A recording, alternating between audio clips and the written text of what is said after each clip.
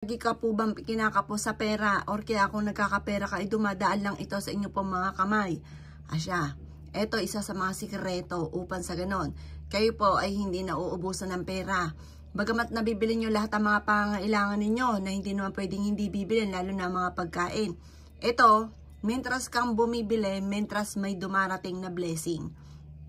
Mapapansin ninyo, nabili nyo na lahat ang inyong mga pangailangan at pagkatapos, ikaw po ay hindi pa nagigipit sa pera.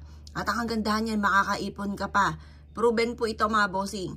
Ang gagamitin ninyong shell ay ito po na nakatikom. Para ikaw ay maging ganyan sa pera.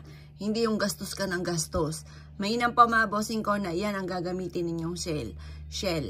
At pagkatapos, tatambalan nyo po ito ng bawang. Ito ang kauna-unahan kong ginawa mga bossing ko, ang tambalan na ito. At talaga namang ako po mga bossing ko hindi makapaniwala sa mga blessing na dumating mga bossing. Higit pa sa aking mga ninanais ang mga dumating. Mainam gawin nyo ito ay sa umaga laang. At pagkatapos ay mag-wish po kayo na kayo ay magkaroon ng maraming pera. At pagkatapos mga bossing ko, ito po ay ilalagay po ninyo sa inyo pong wallet. Pero syempre mga bossing ko, hindi tayo dito aasa. Kung nais ninyo ay maraming pera, kailangan ikaw po ay laging positive. Huwag ka mag-iisip ng nega. Kailangan ikaw po ay mga magaganda ang laging sasabihin.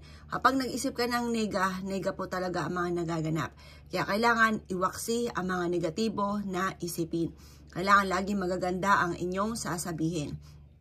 At kailangan lalo nyong sisipagan, tiyaga-tiyaga lang po talaga po yan at makakamit nyo ang inyong ninanais. Kailangan lang natin ng pang-attract ng swerte at pantaboy ng malas kagaya nitong dalawang itong pinapakita ko. Shell po siya, shell, at ganoon din po ang ating bawang. Perfect combination po ito para higit ka na maka-attract ng swerte, lalo na sa pera.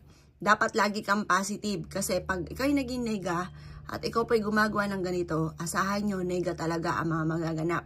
Wa-effect po ito. Kahit ikaw ay masipag at matyaga, nega ka, lagi mo sinasabing wala kang pera, wala talagang pera ang darating sa inyo. Pero kung ikaw ay positive na tao mga boss, at gagawa ka pa ng ganito, masigit ka na makaka-attract ng swerte. Lalo mo sisipagan kapag gumagawa ka ng ganito. Kasi yung mga taong gumagawa ng ganito, masigit siya na nakaka-attract ng swerte, lalo na sa pera. Kaya ako'y kinaniwala at nais po itong gawin. Huwag ka na magpatumpik-tumpik pa. Very powerful po ito. Kayo mismo ay maa-amaze sa dami ng mga blessing na darating po sa inyo. Kaya ako'y kinaniniwala at nais po itong gawin. Asya mga boss, good luck po sa ipo lahat.